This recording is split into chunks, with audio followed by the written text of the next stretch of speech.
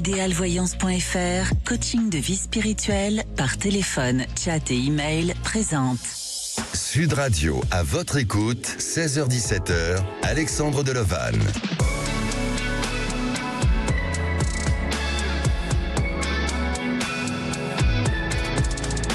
Bonjour à tous, alors je suis ravi de vous retrouver jusqu'à 17h, une heure d'écoute, une heure d'échange et de témoignages sur vos différents questionnements de vie.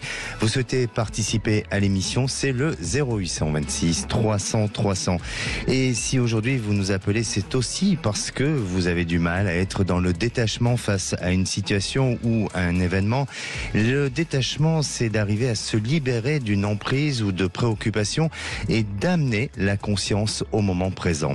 Certains d'entre vous l'atteignent et d'autres ont du mal à le faire. Et si aujourd'hui vous décidez de mettre en action sur le détachement, il vous suffira de laisser aller vos idées fixes sur la façon dont vous percevez la vie, car sinon vous essayez de contrôler votre monde au lieu de faire confiance au processus de la vie. Ne vous inquiétez pas, durant toute l'émission, je vais vous donner des clés pour appliquer le détachement. Et si tel est votre cas, et bien sûr sans oublier que nos auditeurs pourront aussi témoigner ou suggérer des conseils en fonction de leur expérience. Alors cette émission, à votre écoute, c'est aussi la vôtre, un moment de partage, de guidance et d'écoute. Et à présent, détachez-vous de toutes vos préoccupations et prenez le temps de nous appeler au 0826 300 300. Un groupe Facebook à votre écoute vous est dédié pour poster vos avis et vos commentaires. Et nous sommes en direct live sur YouTube et sur le live de Facebook. Aujourd'hui, à la réalisation de l'émission, c'est Lucille et Benoît au standard, Aude et Zach. Sud Radio, à votre écoute, Alexandre Delovanne. Et avant de donner la parole à Sophie, je vais reprendre un message du groupe à votre écoute sur Facebook concernant le sujet du jour, notamment le détachement. C'est celui de Maryse qui nous dit: le détachement, c'est accepter ses émotions, c'est prendre du recul, c'est savoir dire non, se détacher de quelqu'un, c'est couper aussi tout lien sur les personnes qui nous sont néfastes, se connecter à soi au moment présent, se changer les idées et faire de nouvelles rencontres et surtout l'appliquer. Effectivement, le détachement, c'est toutes ces parties-là, ou en tous les cas, de mettre en application tout ça, et ça vous permettra de pouvoir avoir un avenir beaucoup plus serein. Et la parole est à Sophie. Bonjour Sophie. Bonjour Alexandre. Bienvenue sur Sud Radio. Merci, je suis contente de vous avoir au téléphone. Merci également. Alors je vais vous poser la question du jour. Arrivez-vous facilement à vous détacher d'un événement difficile ou d'une relation ? Je pense que oui, parce que je fais pas mal de méditation. Oui. Et la méditation m'apprend à vivre le moment présent. Et que ce qui s'est passé avant, moi je pense que ça rend plus fort, en fait. Donc, pour l'avenir. Voilà. D'accord. Et ça vous permet de prendre les bonnes décisions et de vous sortir d'une emprise, soit de pensée ou de obsessionnelle ou d'une certaine forme de dépendance. Ah oui, complètement. C'est le cas. Oui, complètement. Oui. J'y arrive. Bien, Sophie. Alors, vous êtes célibataire depuis 4 ans. Vous avez eu des petites histoires qui n'ont jamais vraiment fonctionné depuis, mais auparavant, vous avez été dans une relation de 13 ans avec votre compagnon. Vous étiez pacsé et vous avez formé une petite famille recomposée et malheureusement, ça n'a pas fonctionné. Vous dites que vos filles respectives ne s'entendaient pas entre elles et vous avez reproché à votre compagnon de parler mal à votre fille. Il y avait d'autres problèmes qui s'ajoutaient à cela, comme un mode de vie qui était très différent du vôtre. Alors aujourd'hui, vous recherchez une relation stable qui vous amènera à vous projeter dans l'avenir. Et pour revenir sur le sujet de cette ancienne relation, vous parlez d'un autre mode de vie. Était-il beaucoup plus différent que celui que vous auriez espéré ou tout simplement du vôtre ? Le mode de vie, je pense, de mon comportement à moi. De votre ex-compagnon, de comment lui se projetait et vous, bien sûr. Ouais. Je pense que oui, on a eu des modes de vie qui ont différé. Moi, je suis rentrée un peu plus dans la raison avec l'âge. Et puis je pense que les années nous ont séparés, nos filles nous ont séparés, et nos modes de vie à faire peut-être un peu plus attention, plus de sport, faire plus attention de manière générale, alors que lui prenait un autre chemin, et tout ça nous a séparés, effectivement. Effectivement. Et je pense qu'aussi ce qui a été difficile, c'est ces différends ou ces conflits qu'il a pu avoir avec votre fille. Oui, tout à fait. Et oui, ça a été dur. Alors aujourd'hui, il a été très dur avec ma fille. Bien sûr. Ça a été compliqué, très compliqué, jusqu'au jour où j'ai dit stop. En quelque sorte, vous ne l'avez pas pardonné. Ah si, maintenant, j'ai pardonné parce qu'il a ses raisons, et je pense qu'il voulait protéger sa fille, donc il a ses raisons qui lui sont propres, et si, j'ai pardonné, c'était il y a 4 ans. Au mieux. Alors aujourd'hui, vous recherchez une relation stable qui vous amènera, pour vous amener à vous projeter dans l'avenir. Est-ce que vous faites des démarches pour rencontrer des personnes, ou racontez-nous un petit peu. Je suis sur des sites de rencontres. Je sors pas mal aussi, mais j'avoue que je suis un peu... je sais pas, j'ai l'impression que les envies, et peut-être des hommes ou de certaines femmes aussi, sûrement, ne sont pas les mêmes que les miennes, et aucun coup de cœur en l'espace de 4 ans. Rien. D'accord. Voilà. Mais qu'attendez-vous de l'amour ? De la compréhension, du respect, du respect de l'autre. Et je pense que ces sites ont peut-être un peu perverti les rapports amoureux, où c'est si facile d'aller se servir. Peut-être que l'âge aussi, j'ai 52 ans, peut-être que l'âge aussi fait que c'est plus compliqué pour rencontrer quelqu'un. Voilà. Alors votre questionnement aujourd'hui, c'est de savoir si vous allez rencontrer quelqu'un, c'est bien ça ? Exactement. Oui, alors déjà, vous avez une expérience de vie, vous avez déjà eu une longue histoire qui a duré 13 ans, et puis sûrement d'autres histoires aussi. Donc vous connaissez le modèle du couple et de son fonctionnement. Et pour moi, vous n'êtes pas novice sur ce sujet-là, et je vous sens avoir cette capacité, cette possibilité à nouveau d'aller vers une nouvelle réalisation sentimentale. Alors, il est vrai que vous avez été peut-être...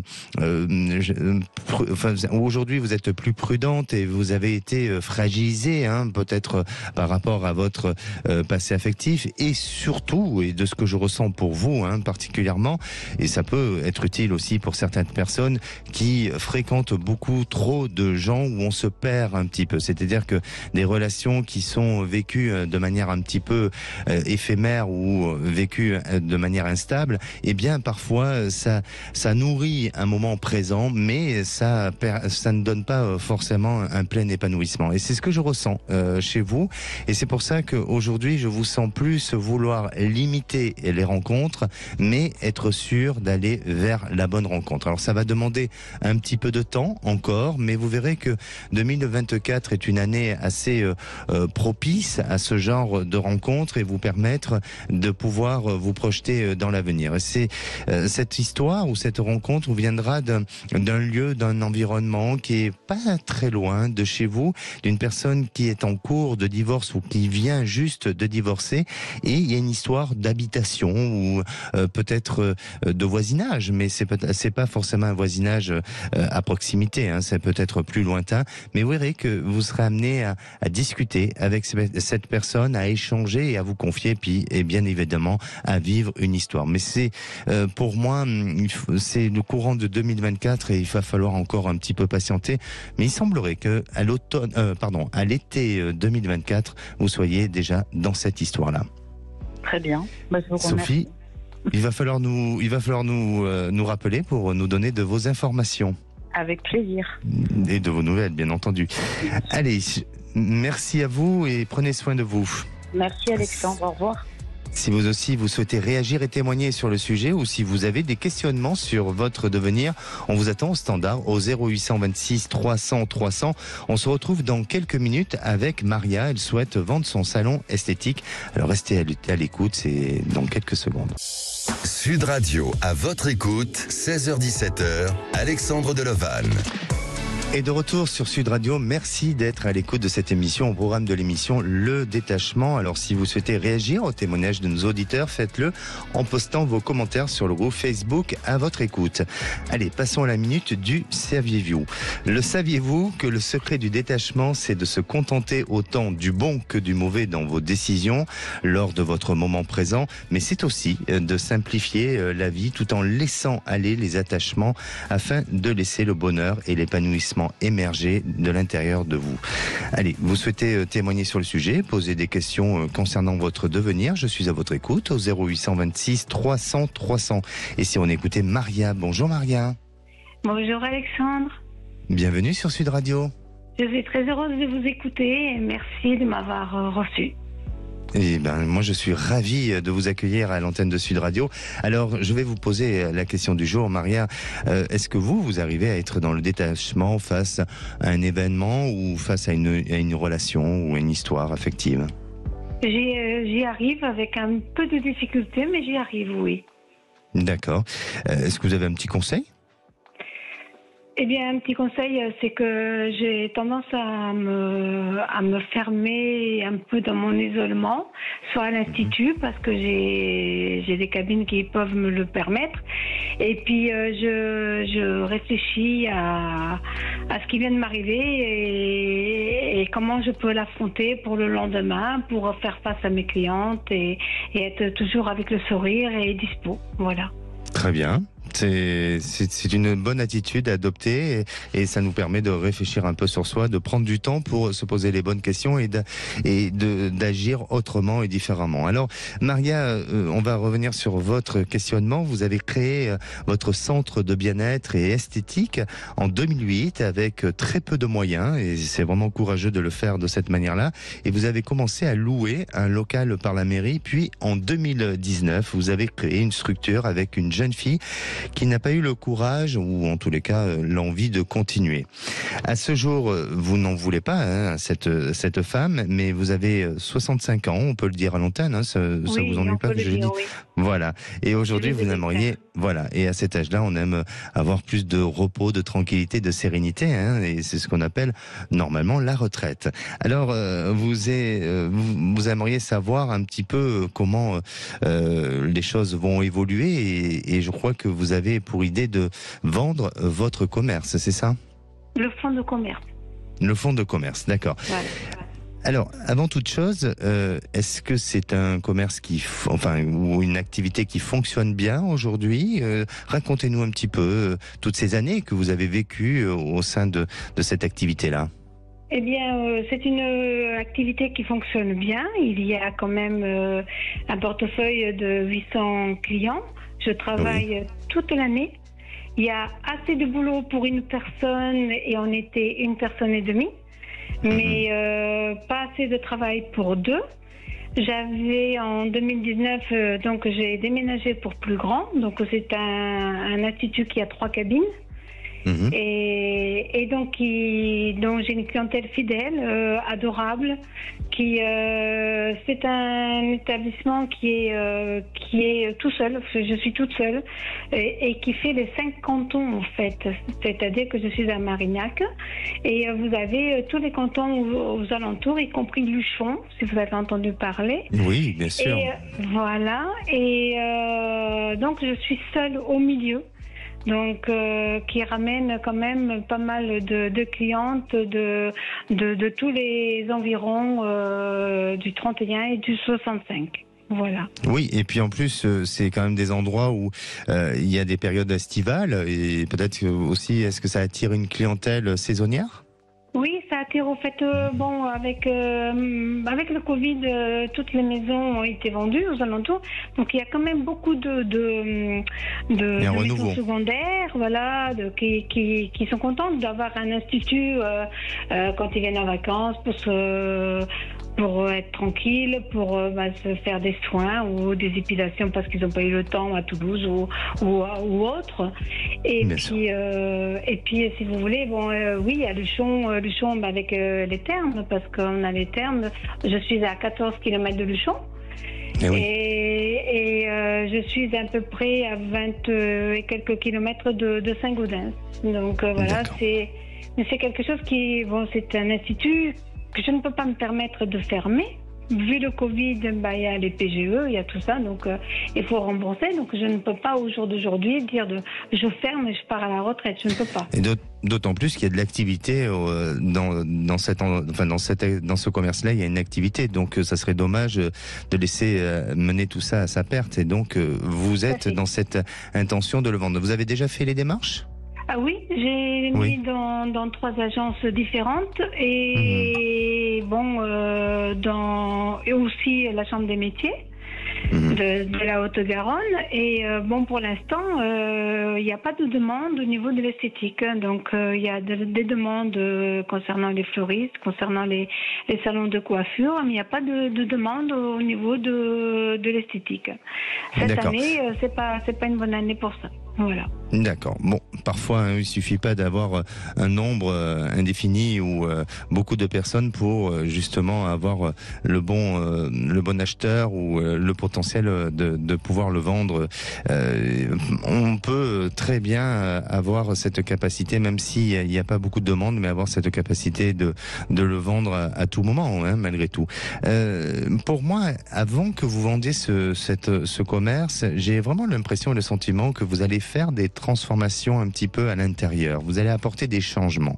Alors, je ne sais pas si ces changements-là sont liés à une petite, on va dire, rénovation, mais pas forcément à de gros travaux, mais je vous sens apporter quelques petites touches d'un aménagement différent, d'un changement, et on dirait que d'un point de vue énergétique du lieu, ça va donner une autre dynamique, une autre ambiance, et ça va permettre de favoriser aussi cette vente. Alors je dis pas que c'est grâce à ça ou que c'est lié justement à ce changement-là, mais ça peut y contribuer et ça peut donner un aspect positif pour vendre plus tard. Alors ça va demander encore un petit peu de temps, mais vous verrez qu'à partir de ce début d'année prochaine, vous avez une proposition, vous avez la possibilité de réfléchir, la possibilité aussi de négocier avec un futur acheteur, et là ça vous permettra de signer et d'aller vers peut-être une issue et une sortie de votre activité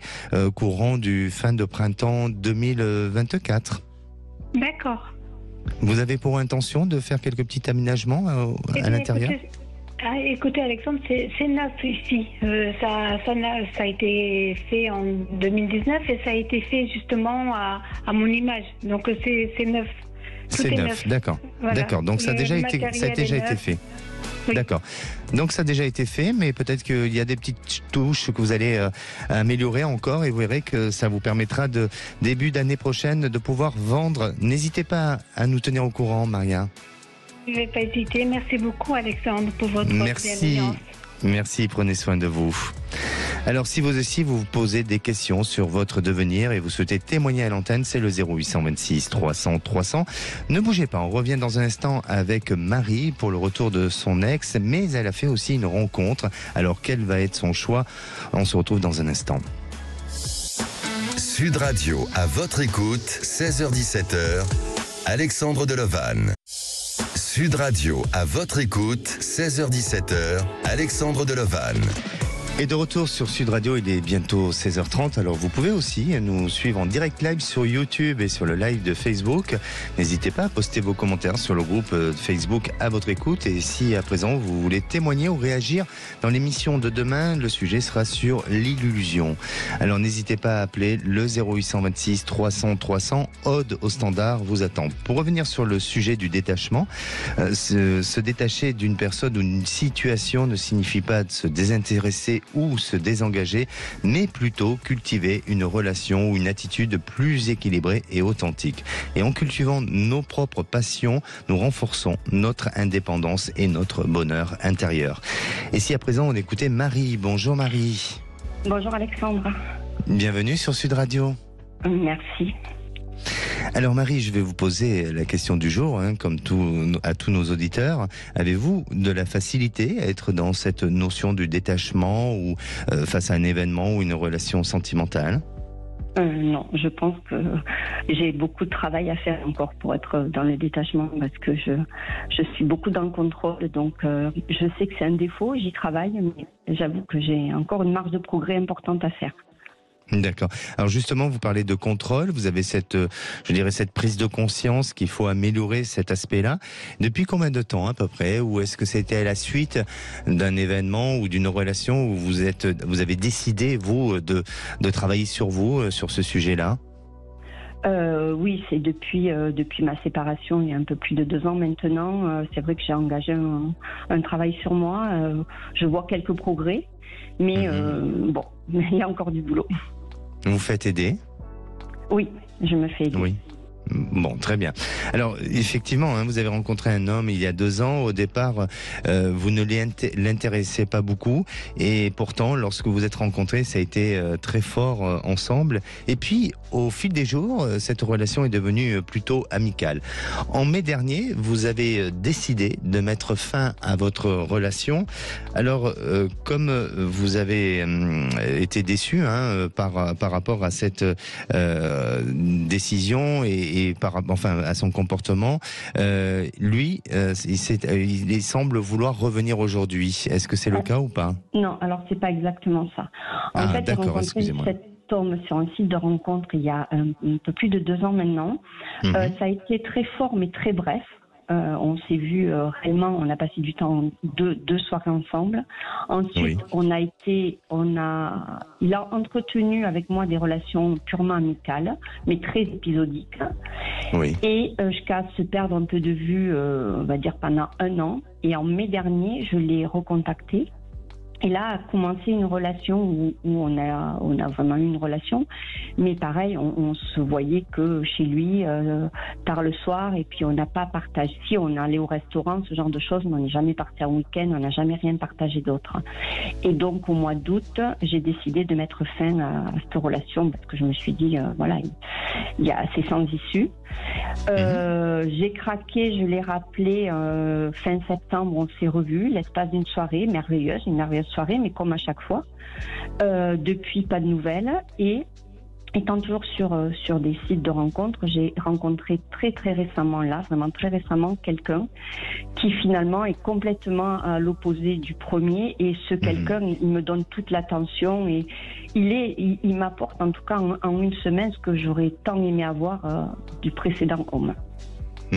Bien sûr. Donc, du coup... oui, mais voilà. Alors, effectivement, ce premier homme n'a pas porté suffisamment d'attention et cette relation était plutôt amicale que d'une vraie histoire.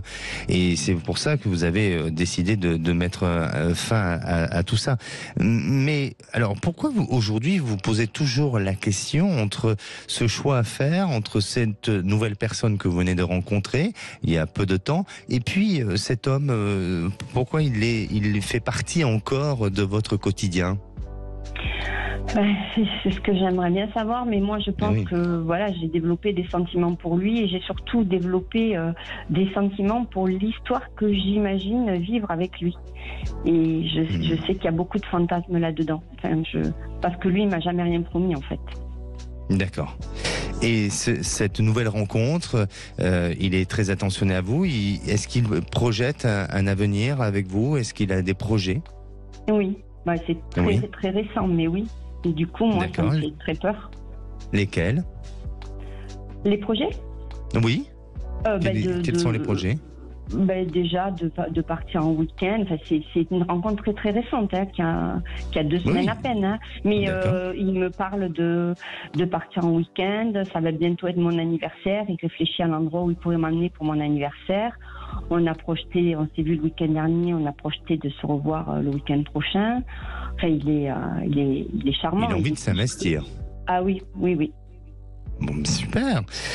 Alors quel est votre questionnement ? Mon questionnement, c'est est-ce que comme je freine et que j'ai très peur, est-ce que cette nouvelle relation, elle est, je peux y aller tranquille, quoi.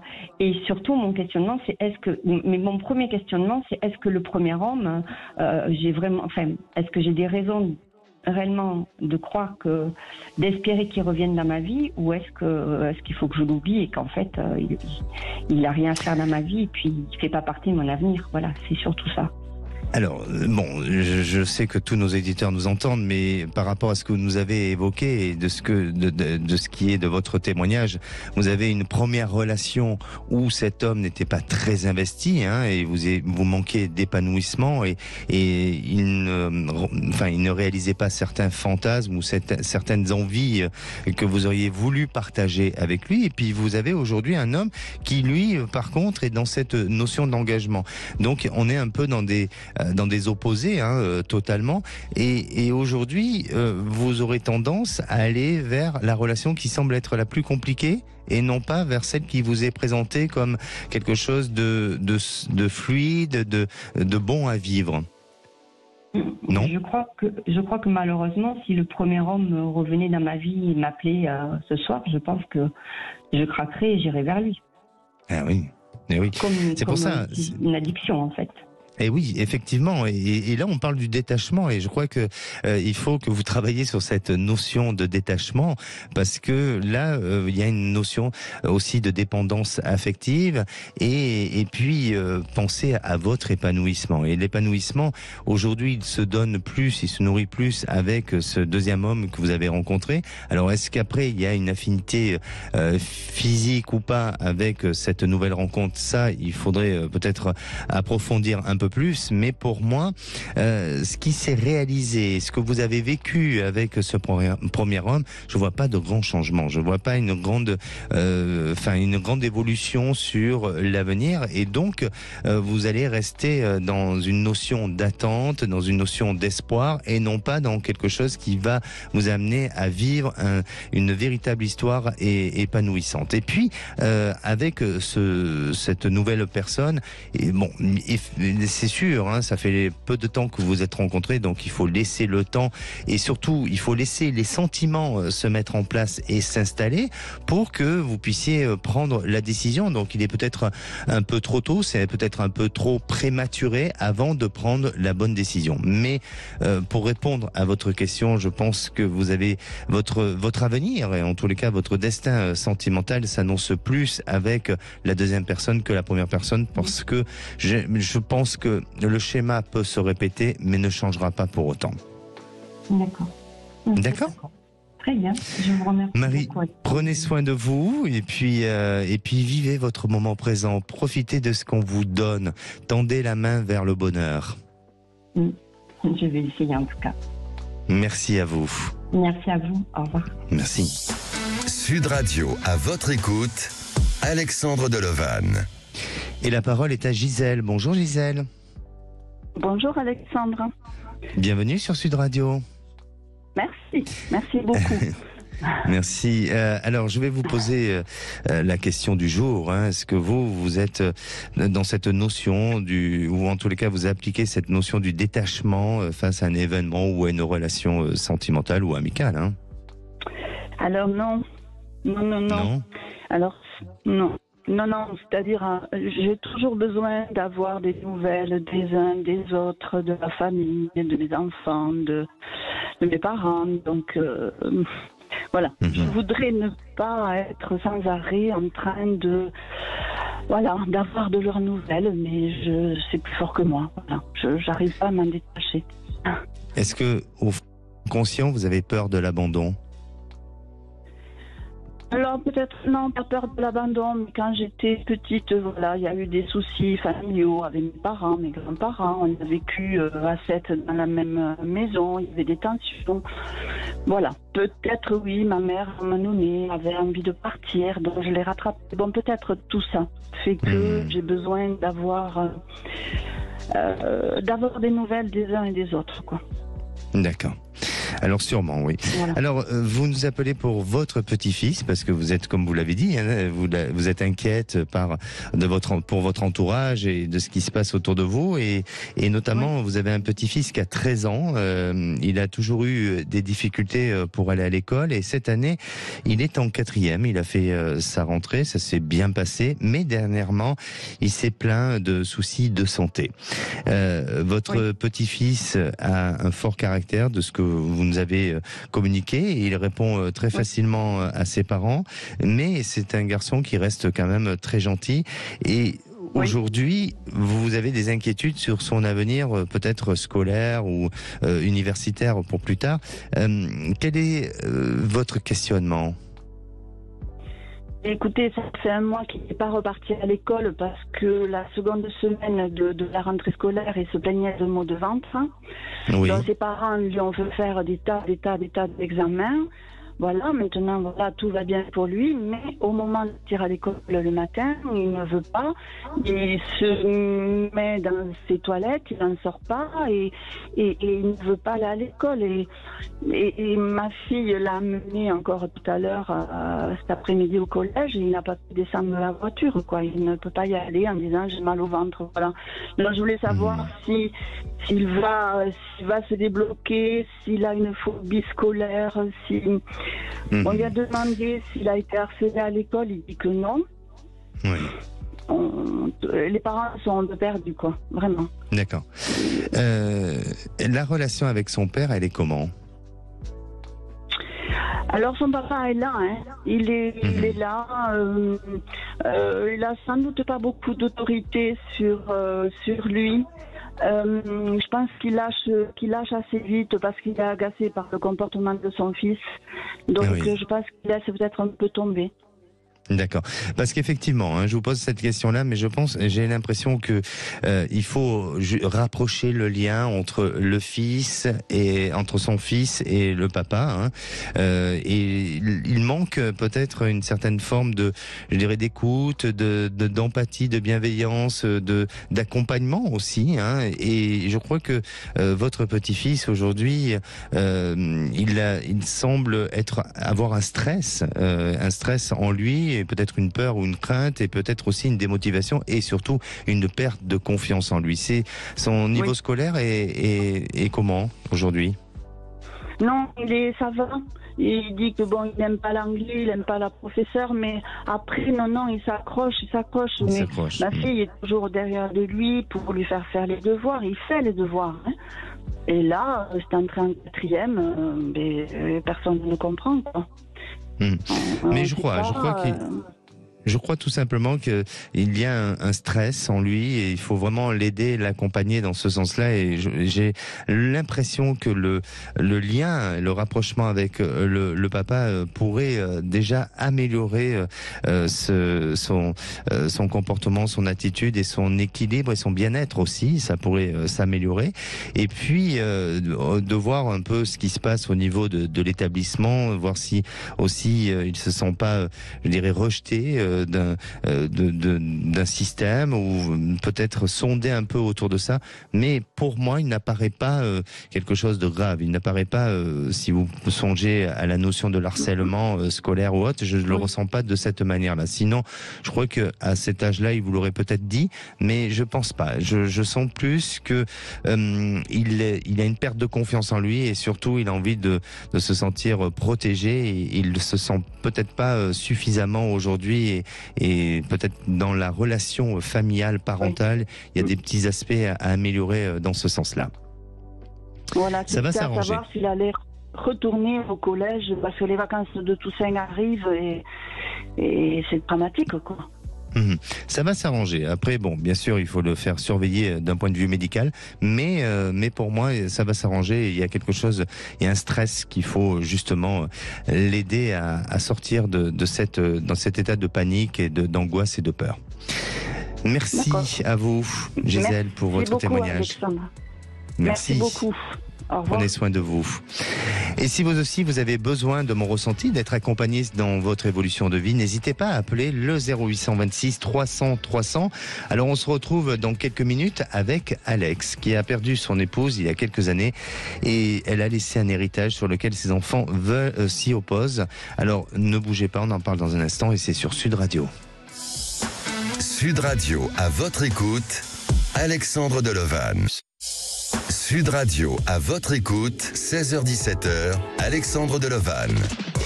Et de retour sur Sud Radio pour cette dernière partie, avant de retrouver les vraies voix présentées par Philippe David et Cécile de Minibus. Alors, il vous reste quelques minutes pour passer à l'antenne de Sud Radio. Avant de retrouver Alex, je vais vous donner quelques conseils pour justement appliquer le détachement. Alors déjà, dans un premier temps, apprenez à vous aimer. En développant une relation aimante avec vous-même, vous renforcerez votre estime de soi et votre confiance. Pratiquez la méditation, elle vous permet de vous recentrer, de calmer votre esprit et de cultiver un état d'esprit détaché. Gardez aussi une communication ouverte, évitez de vous accrocher à des idées préconçues ou à des idées ou des attentes rigides. Pratiquez l'acceptation, apprenez à accepter les différences, les imperfections et les choix de chacun. En cultivant l'acceptation, vous pourrez lâcher prise sur le besoin de tout contrôler et vous concentrer sur les aspects positifs. Et puis, soyez présent dans le moment, concentrez-vous sur le moment présent, appréciez les petits moments de bonheur et en cultivant vos propres passions, hobbies et centres d'intérêt. Et la parole est à Alex. Bonjour Alex. Bonjour Alex, merci de m'avoir pris en compte. Bon ben voilà, hein, c'est un là c'est un match Alex contre Alex, hein. Oui. Oui. Bienvenue sur Sud Radio. Merci. Alors, je vais vous poser la question du jour. Est-ce que vous arrivez à être dans le détachement ? Je sais que vous avez des événements difficiles dans votre vie, mais est-ce que vous avez réussi à être dans cette notion de détachement face à une situation difficile ? Non, on essaye de faire face et puis d'avoir un esprit positif. Oui. Donc, vous essayez. Je pense que c'est la clé du problème. Oui, effectivement. Est-ce que les problèmes du quotidien, parfois, vous amènent pas justement à saboter un petit peu tout ce travail que vous avez fait pour vous éloigner du détachement et puis hop, ça revient, non ? Non, disons que je pense qu'à chaque problème, il y a une solution et puis il faut surtout bien réfléchir à ce qu'on va faire. D'accord. Très bien, c'est une bonne philosophie et c'est une bonne approche aussi. Alors Alex, je vais retracer un petit peu votre histoire. Hein. Vous avez 3 enfants, dont un qui vit en République tchèque, et un autre à 10 km de chez vous, et puis un troisième qui, lui, est plutôt dans la notion de l'empathie par rapport au problème familial qui se pose aujourd'hui. Votre fils, qui est proche de vous, s'oppose à la vente d'une maison familiale. C'était la maison de leur maman, c'est ça ? Oui, de mon épouse, oui. De votre épouse, effectivement. Alors, votre épouse est partie il y a combien de temps ? 5 ans. Il y a 5 ans. Et vous avez pris la décision de vendre cette maison, mais c'est une maison où vous habitez ou c'est une maison secondaire ? Non, c'est une maison en résidence principale. C'est en résidence principale. Et alors si c'est pas indiscret, hein, mais pour quelle raison vous souhaitez vendre cette maison ? Disons que c'est beaucoup de charges. C'est une très grande maison avec un hectare de terrain. Donc, pour un homme seul, c'est pas facile. C'est vrai. Et donc, c'est vous-même qui avez pris cette décision de la vendre, hein ? Oui, avec l'appui de mon plus jeune fils. D'accord. Alors, quelle est la fragilité, la difficulté que vous retrouvez aujourd'hui face à cette prise de décision ? J'ai essayé de me faire conseiller par un notaire qui ne fait rien. J'ai fait appel à un avocat qui me dit que pour l'instant je suis bien dans ma maison et puis que je devrais en profiter, voilà. Donc tout est au point mort, quoi. D'accord. Alors vous avez un fils, lui, qui est OK pour vendre la maison, qui a conscience de la surcharge que ça demande, la surcharge de travail, et puis vous en avez un autre qui, lui, s'oppose un petit peu sur cette idée de vente. Pour quelle raison ? Je pense que c'est des raisons de jalousie et des questions de, si vous aimez mieux, ce fils fait partie plus ou moins d'une secte, et je pense que c'est ce qui le motive à être négatif à tout point de vue. Quand vous dites qu'il fait partie d'une secte, c'est-à-dire il est engagé dans un mouvement ? Je pense, oui. D'ailleurs, c'est avec son épouse qu'il est rentré là-dedans, quoi. Ah, ok. Alors, vous avez des liens avec ce fils ou est-ce que c'est des relations qui sont plutôt... C'est rompu depuis une vingtaine d'années à peu près. Ok. Alors, cette maison aujourd'hui, qu'est-ce qui vous empêche de la vendre ? Il me faut l'accord des trois, des enfants, oui. Et votre questionnement ? L'avocat me disait que moi je représente 50%, plus un de mes fils, on aurait la majorité pour la vente en se passant d'eux. Mais la notaire me dit le contraire. D'accord. Et aujourd'hui, quel est votre questionnement ? C'est de savoir si vous allez arriver à trouver un accord, un compromis tous les 4 pour pouvoir vendre cette maison, c'est ça ? Oui. Alors oui, moi je sens que oui, il y a quelque chose qui se met en place et effectivement vous devez être peut-être bien conseillé parce que aujourd'hui, même si il y a des avis assez favorables sur le fait que vous puissiez vendre cette maison, mais je crois que il y a une difficulté, une problématique qui semble ressortir sur cette idée de vente de maison qui est en dehors de la maison en elle-même, mais d'un problème qui est peut-être d'un problème ancien et qui est tout simplement un problème émotionnel et affectif et familial. Et je crois que c'est ça où il faut peut-être essayer de résoudre pour arriver à trouver une solution et à faire en sorte que vous puissiez ensemble trouver cet accord et aller main dans la main jusqu'à la vente de cette maison. Mais ça va se faire, ça va demander encore un petit peu de temps, mais vous verrez que à partir de cette fin d'année, d'ici décembre 2023, on sera dans cette prise de décision, dans ce changement et votre fils qui aujourd'hui s'oppose à la vente de cette maison, eh bien il essaiera de vous proposer quelque chose et vous allez pouvoir trouver un compromis. Donc début 2024, vous serez dans une période assez favorable avec un changement de situation. Bien. Merci Alex pour votre témoignage. N'hésitez pas à nous tenir au courant parce que 2024 c'est demain, donc les choses vont changer très vite. Merci bien. Merci à vous. Allez, pour conclure, je dirais un avenir prospère, c'est vouloir accepter les courants de la vie et donner du sens à son moment présent. On se donne rendez-vous demain, on parlera de l'illusion.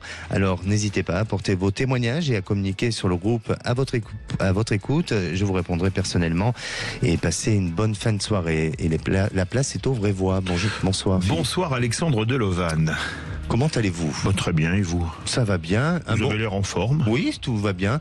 Est-ce qu'il y a un bon menu ce soir ? Il y a un bon menu. Alors même si l'actu est pas la plus légère qui soit, bien évidemment, vu les circonstances au Proche-Orient. À 17h30, notre grand débat. #Gaza, #Israël. Craignez-vous l'embrasement du Proche et Moyen-Orient, puisqu'il y a des échanges de frappes avec le Liban et il y a évidemment des frappes et des échanges avec la bande de Gaza. Est-ce que vous avez peur que le conflit s'embrase? Surtout, hier François Hollande a accusé l'Iran, s'il était prouvé que l'Iran a bien participé à l'organisation de l'attaque terroriste de samedi dernier. Quoi que vous pensiez, parlons vrai, on attend vos appels au 0826 300 300. Le coup de projecteur. Le moins qu'on puisse dire est que Léon Desfontaines, le tête de liste communiste aux européennes, n'a pas été très tendre avec Jean-Luc Mélenchon ce matin. Même chose de la part de Fabien Roussel en milieu de journée. Et on va se poser cette question. La France insoumise est-elle devenue infréquentable? Puisque même le CRIF aujourd'hui l'a mise hors du champ républicain. Alors on se pose cette question, est-ce que finalement pour vous la France insoumise est devenue infréquentable ou non? Pas du tout, c'est juste une vue de l'esprit. On vous attend également au 0826 300 300. Nos 3 vraies voix du jour. Avec Cécile de Ménibus, qu'on va cornaquer comme on aime le faire. Il va falloir d'ailleurs Philippe Bilger, Françoise Degois et François de Rugy. Bonne émission. Sud Radio, à votre écoute, 16h-17h, Alexandre Delovan.